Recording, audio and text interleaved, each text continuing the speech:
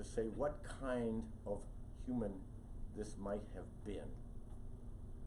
And so we have many, many infancy narratives, of which 2 are enshrined in our Bible. But there are quite a few others, which is another story for another time. They're really fun. One that is in the Quran, which is really lovely, is the baby Jesus is in his cradle, and he's got little clay, and he puts the clay together, and he giggles, and all of a sudden, beautiful doves fly up into the heaven, and he shows himself to be God. It's a lovely story. It's right up there with the manger. Anyway, the Lucan story and the Matthean story are so different that you would hardly know we were talking about the same Jesus. The Matthean raises the whole question of the Davidic line through the so-called Jesse tree, and the point is to establish, among other things, that Jesus is a different kind of king, and he's set in contrast with Herod, the nasty guy who runs around slaughtering innocent children. So the contrast could not be more dramatic, and when we move to Luke, what we get is a very different story which contrasts the royalty of the birth of John the Baptist with the impoverished birth of Jesus. And we get another contrast, which is quite interesting, between the tradition of women who are barren and who's, with a little help from God, have children. Actually, their husbands get a little help from God, and so they have children. And then we have Mary, who's set apart from that, as having no help from Joseph, but having a child. So the point is that this is a remarkable event that we cannot comprehend. And what we've tried to do is to say, okay, now we know that this is a virgin birth, which really doesn't tell us very much, and we need to let it become an expression of marvel and extraordinary unknowing rather than knowing that this event could in fact transpire. So those were the 2. Now the surprise, I told you, the Grinch has come with the packages to be restored to the children. The surprise is there are 2 more stories, and you didn't know about them, so that makes it even more interesting. Everybody will tell you there are 2 nativity stories, one in Matthew and one in Luke. There are actually 4. One is in Matthew and one is in Luke. Those are the ones we all know. And then there are the ones that we forget, and that is the one in John, the prologue. In the beginning was the Word, and the Word was with God. And the other is the opening line of the Gospel of Mark. So we're going to talk about those 2, Mark and John, this morning. We're going to begin that with the recognition, and then he's going to help us explore, of the importance of hymnody for articulating the incomprehensible. If I can invite you to stand and sing. I think David's got the lyrics here for you of the final verse of Love Divine, All Loves Excelling. Thank you.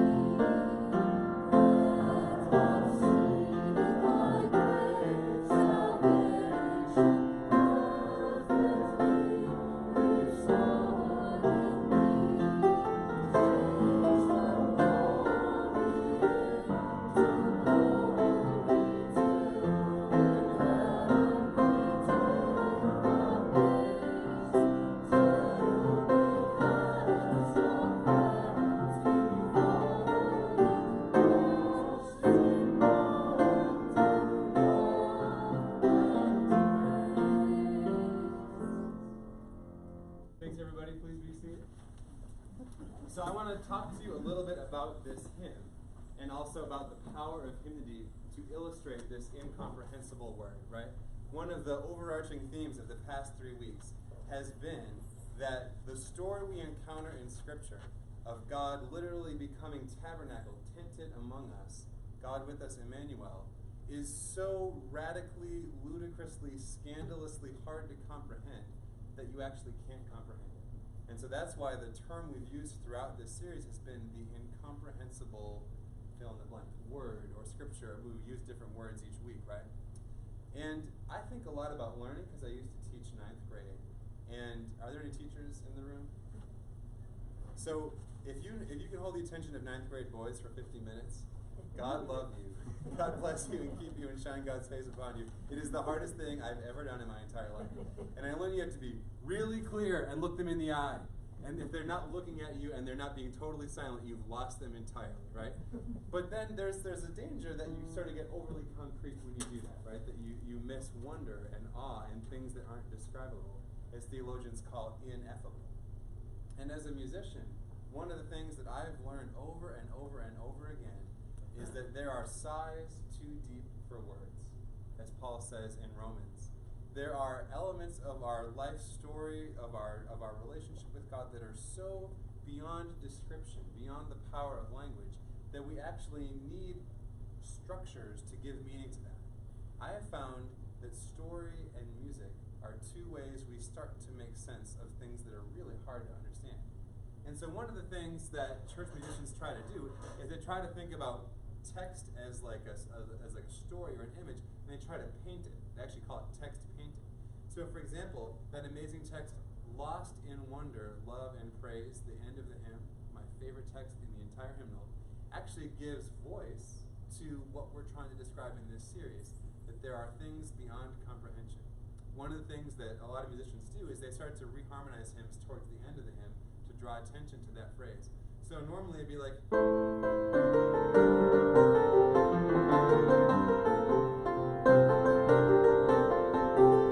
is the chord, right?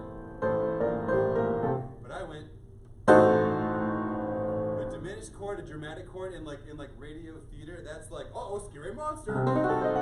Ah! But then they were able to survive, and the train tracks got untied, and everyone survived. But you can actually use that kind of musical device to paint the text. The other musical device I wanted to show to illustrate what we're talking about is this notion of a pedal point. You can go like this.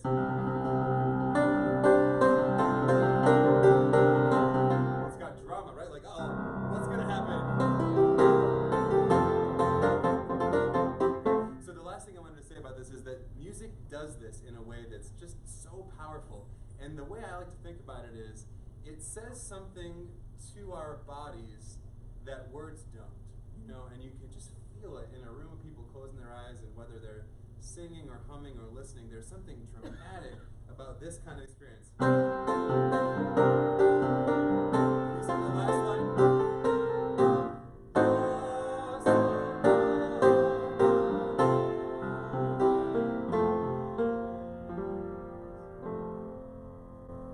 There's a lot more to say there, but I'll pass it back to David for now.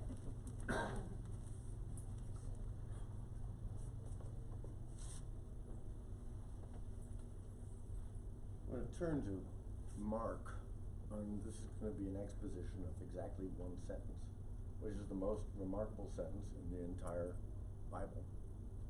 It's remarkable for reasons you don't even begin to imagine. It says, "The beginning of the gospel of Jesus Messiah, Son of God." What you don't realize is what's being said there. It's an announcement of a new form of speech. Gospel is a literary genre, and Mark invents it. It wasn't there before him. We all think of gospel as good news, and so we get all excited that we know what the good news is. Mark's point is more dramatic. The good news is so extraordinary that you have to find a whole new way of communicating that. So what is it that he wants to communicate?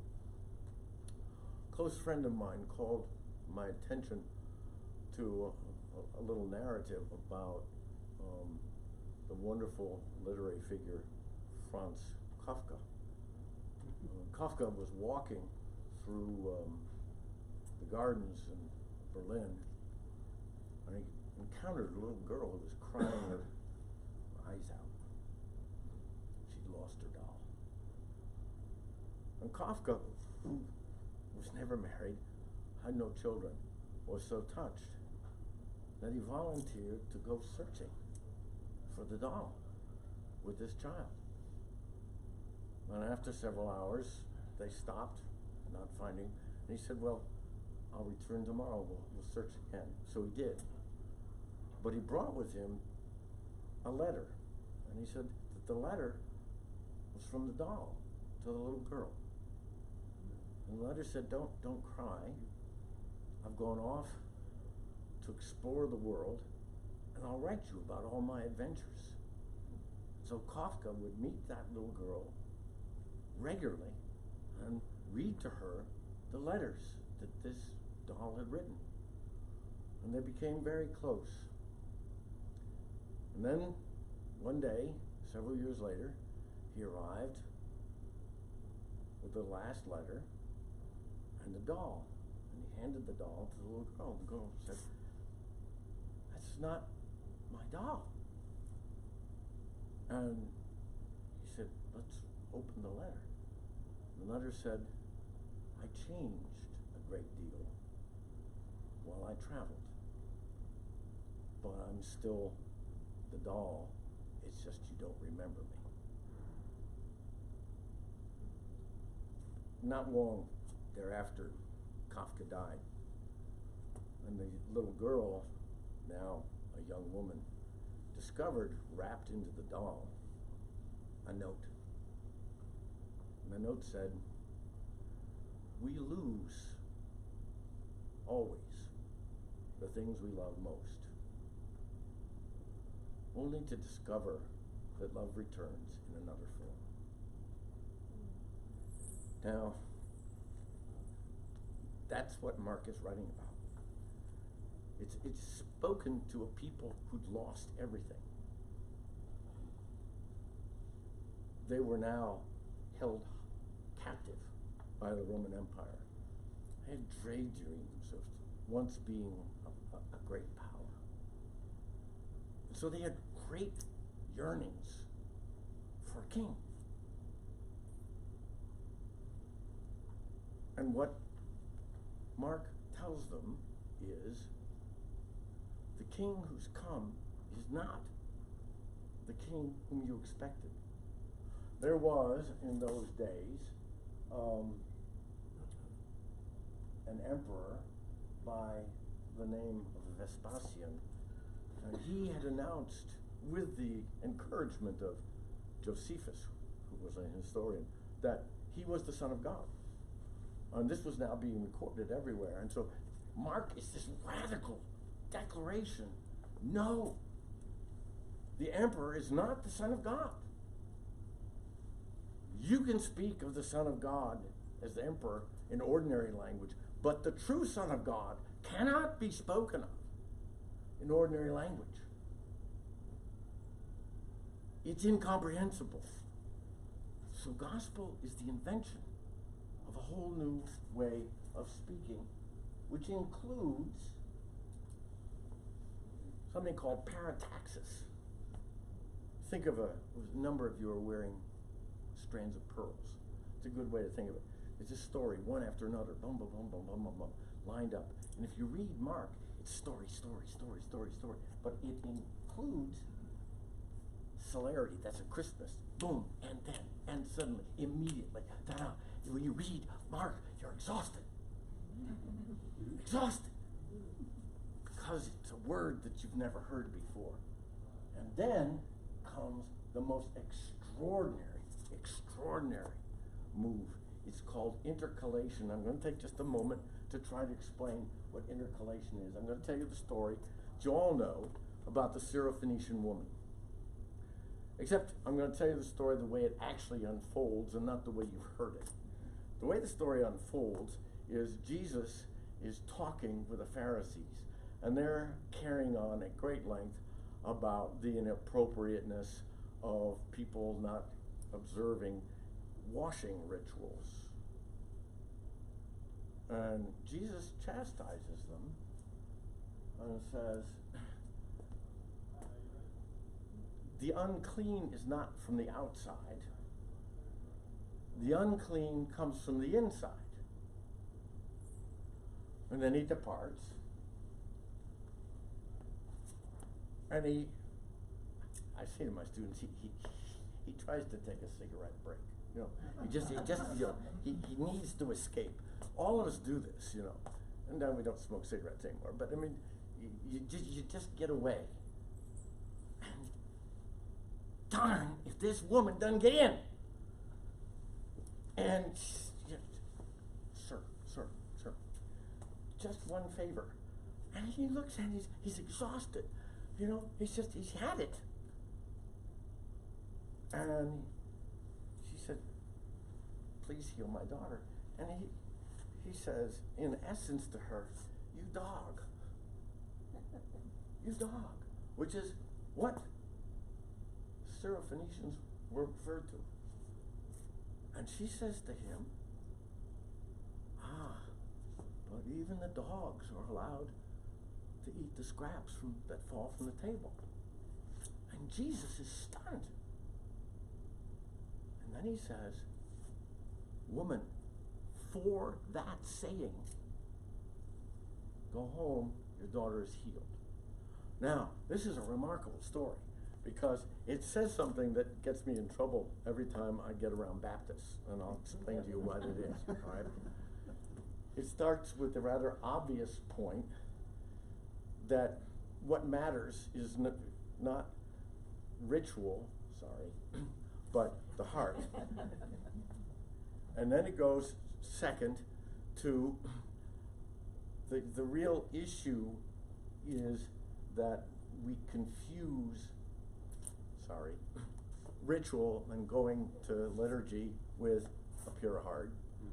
And then we move to the third part in which, you know, the woman says, even as you've done it, the least as you've done unto me. But that's not the way the story works. The way the story works is the first part about uncleanliness wraps around the second, the parable, wraps around the third, the Syrophoenician woman. And what you get out of that is an impure Jesus who discovers his impurity.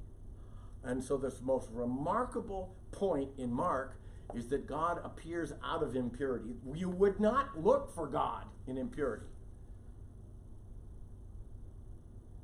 This church doesn't do incensing, but you know, I mean, we incense everywhere else, you know, to make sure it's pure, right? God doesn't show up there. That's what Mark says. It's extraordinary. That's the gospel. You can't say it.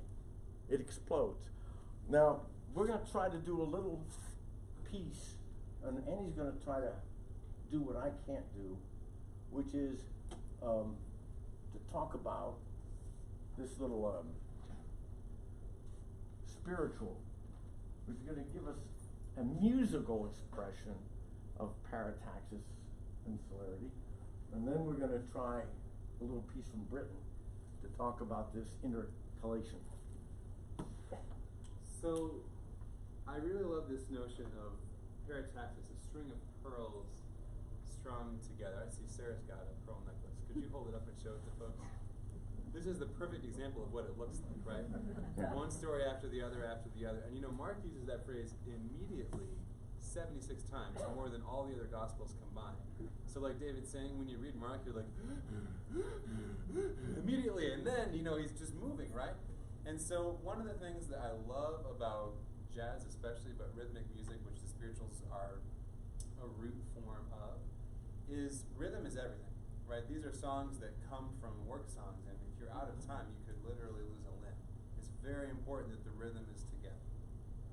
What's exciting about rhythm in the concept of parataxis is that with the spirituals, you often have the same basic format that gets strung together and riffed on, or sort of like theme and variations in a classical style, right? So the rhythm holds underneath it, allowing, that's sort of like the strength throughout the song, And then the different verses, using the same structure, the same form, allow you to tell different aspects of the story. You know, these songs came from a tradition that was basically oral, which means it was done by ear. You would have never written these pieces down because they didn't have printing presses and books, and many people who sang them originally couldn't read. So it was very important that you could call out the verses between choruses so people knew what to sing. An example of that is Go Tell It on the Mountain. If you would stand and sing.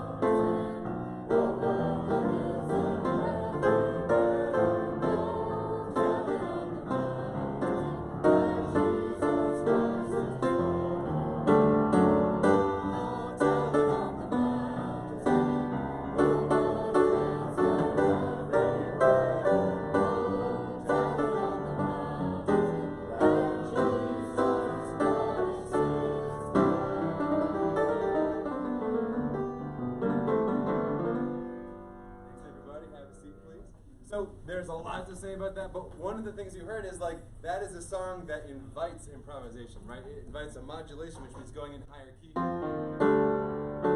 That's a cool example of intercalation, which I know that David has an example of too, but it's basically the same thing told differently, and suddenly new meaning comes.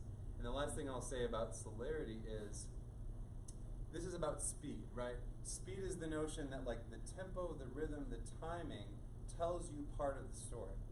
One of the things that happens in a lot of gospel music is you start in that really laid back feel, and then you go up to different keys. It gets faster.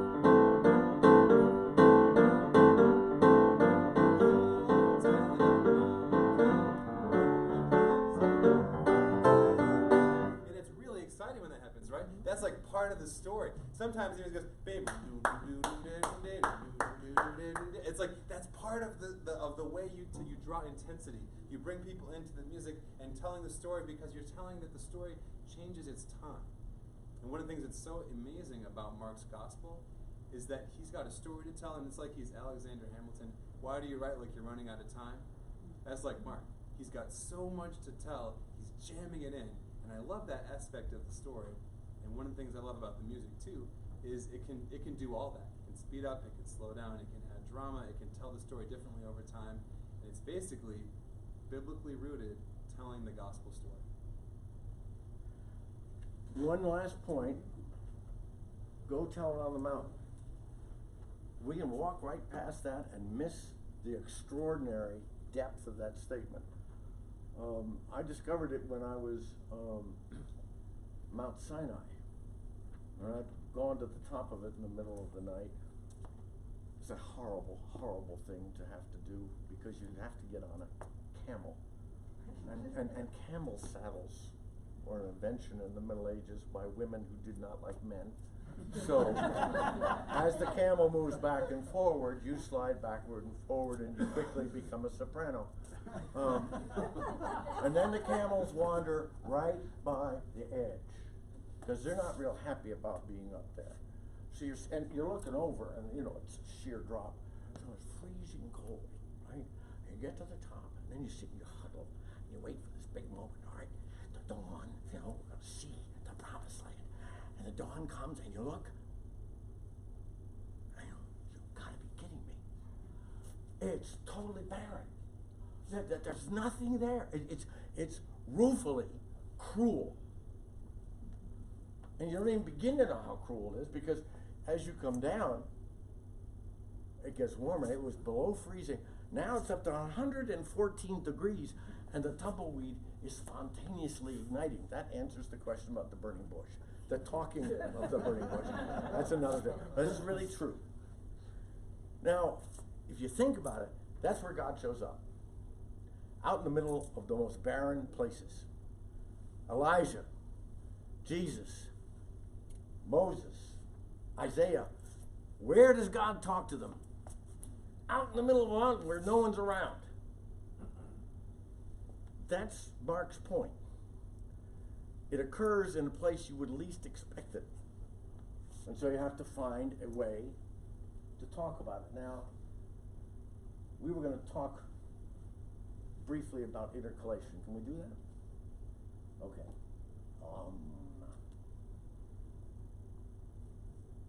Intercalation is this hooking together, and what I need to do is pull myself out of. Well, maybe it's not going to work. Okay. What I was going to do, but it's not. Yeah. The question is. Okay, here we go. Well, all right, this is not working. So, what I was going to do was a little piece from Benjamin Britten about the babe. And if you were to hear it, you would probably recognize it. But it just builds and builds and builds and runs themes backward and forward. And my little computer doesn't want to play with me today. So we'll go back to where we were, which is John and the prologue. All right, now this is a wonderful painting by Blake of the creation. And what I want to do in this is read to you the prologue retranslated so that you encounter what you might have missed because of familiarity. In origin was the Word, and the Word was toward the God, and God was the Word. This one was in origin toward the God. So this whole first part is about this movement toward God. This is the Johannine version. All things came through him into being. And without him came into being not one thing. What has come into being in him was life. And the life was the light of humans, and the darkness did not overcome it. Now, this is really, really remarkable, because what he's saying is that God brings life, and that the Word breathes a kind of life. And now the whole question is, do we see the Word? This is what gets really interesting, and what we just read the prologue like everybody knows what's going on in the prologue, and we don't. So, there was a man, a human sent from God, whose name was John. His name was John. He came in and for testimony, so that he might testify about the light. He's not the light, but he testifies to the light. The true light, which enlightens every human being, was coming into the world. He was in the world, and the world through him came into being, but the world did not recognize him. So the whole movement in John is going to be that you only recognize the being of God through grace. And the grace is the disclosure of the Word in such a way that you are able to see what you could not see before. And then what you see is the most remarkable thing. And the Word becomes flesh and tented or tabernacled amongst us. This is really, truly amazing. You see, that God dwells amongst us, alongside of us. And we are in God. And God is in and through us through grace. So that is the incomprehensible inbreaking of the Word to the world, according to John. How God becomes incarnate is through love and life.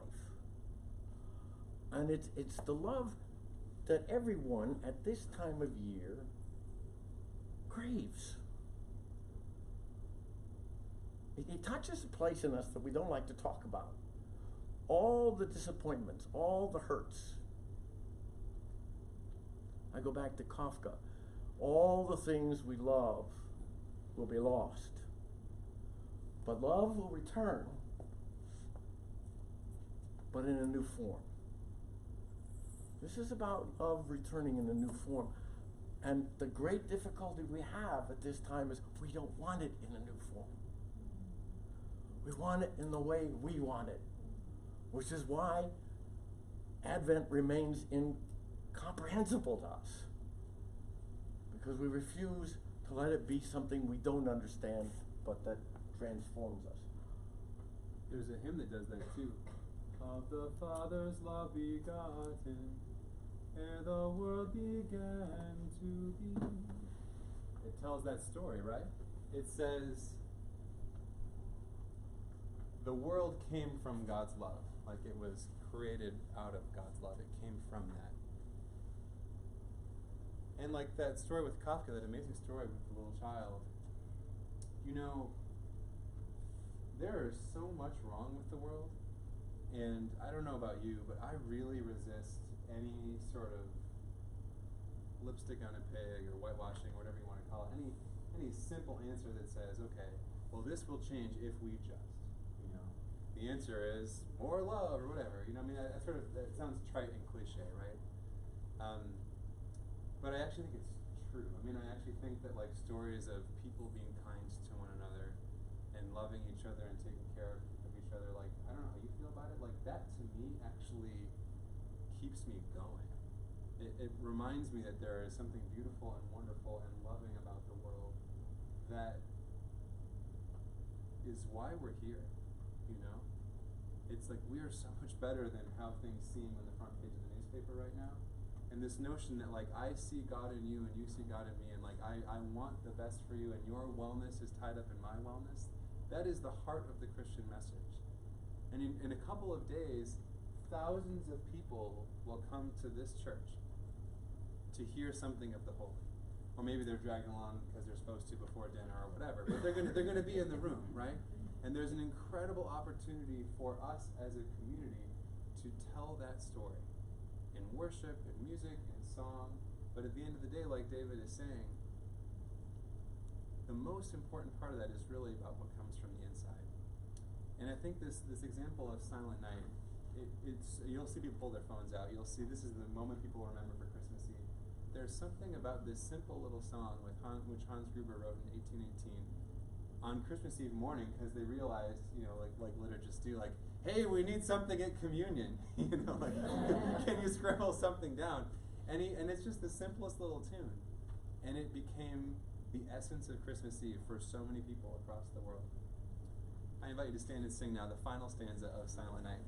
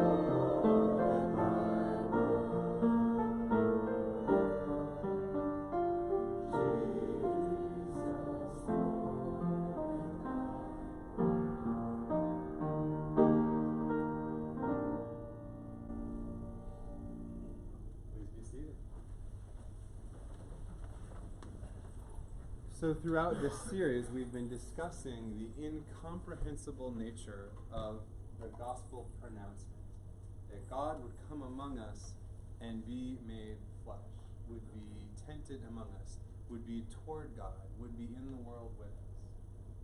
And the thing that's so amazing about all four of these stories, so different as David has so brilliantly pointed out, they're all grasping at something, right? There's this notion, your box for God is too big. Anytime you can put God into a box, like you've made a mistake, theologically speaking, right? But when you start to combine these stories together, that act in itself is actually an act of intercalation, right? Because you start to see different aspects of the story coming to the fore. With Luke, you see the orderly account that he tries to set out in Luke and Acts. With John, you see this dramatic pronouncement, like, in the beginning was the Word, and the Word was God, and the Word was with God. And all things came into being through God. And then in Mark, the creation of an entire new literary genre with speed, celerity, with different stories wrapping around themselves, intercalation, with a string of stories together, nothing he told them without telling them in parables. And then in Matthew, a similar telling with Luke, with fewer shepherds and a little bit less emphasis on poverty. But you still see the way these storytellers were trying to give some sort of flesh and bone to the incomprehensible nature of God. So if this whole series has left you thinking, oh man, I really want to dig into that, I want to learn more about that, or something that David said really got me going, or like, the Grinch did steal Christmas, that's actually great. Like if something about this is like sticking in your craw, like call a friend and have a non-alcoholic beverage. This is awesome, because that's the whole point of theology, is like to ask these big questions that we can spend decades, even our whole lives, wrestling with, as Jacob does with the angel. And in the act of wrestling with these questions, that we can be changed, that we can be inspired, empowered, deepened, that we can engage our hearts, our minds, our bodies, and our souls in the work God has for us, which is to love the world God so loves. And so, friends, life is short, and we do not have much time to glide in the way of those who journey with us. So be swift to love, make haste to be kind, and the blessing of God Almighty, the Father, the Son, and the Holy Spirit be with you this day and forevermore. Amen. Thank you, David. Thank you, David.